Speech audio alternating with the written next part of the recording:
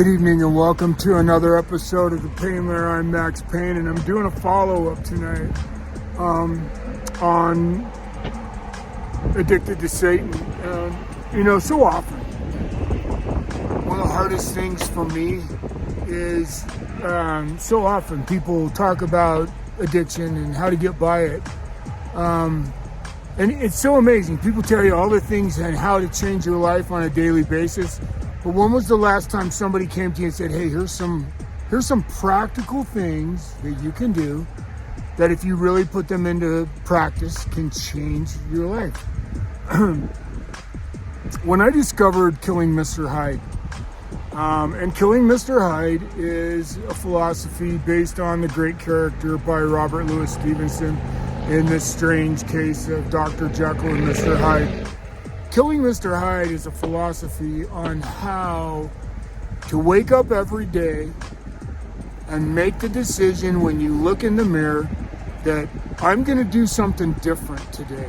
I'm going to actually set forth to changing my life. And when Killing Mr. Hyde was presented to me, and whatever you want to call it, I don't want to call it a vision, I don't want to call it a prophecy, I just want to say it just was clear what I had to do to fix my own self.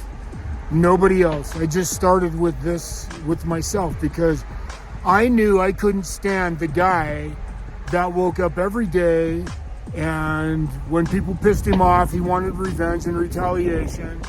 He spent his day being pissed off at people that no matter how pissed off he was at them, it doesn't change the way they feel about you. So why carry around that tremendous rucksack full of garbage and shit that fills your soul with the same exact thing when all you have to do, and I know when I say it is not that easy, but you have to start every morning. You have to wake up every morning and say, I have a really ugly Mr. Hyde that thrives on anger, that thrives on insecurity, that thrives on all of the things that deprive your personality of being able to soar. And the only way you're going to change that, there's no book to go read on this. So really, you can read as many books as you want to, but until you make the decision that you're going to do something about it, until you decide that you're going to accept the number one rule of Killing Mr. Hyde. This is rule number one when I came up with this.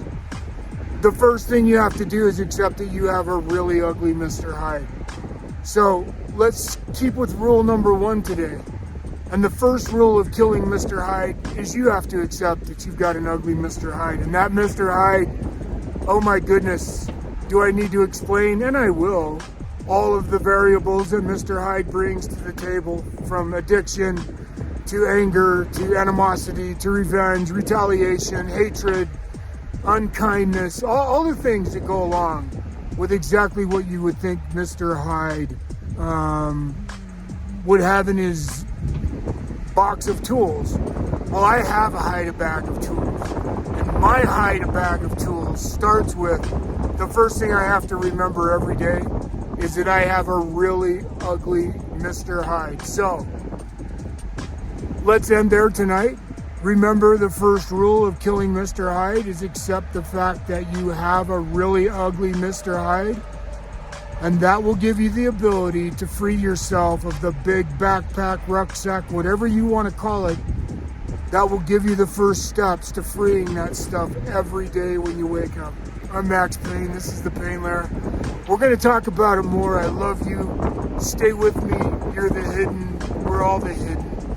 Let's figure this out together by being good to one another. Okay? Let's just be good to one another. Let's start there. And man, imagine how much different the world would be. I'm Max Payne. And until the next time on The Pain Lair, then.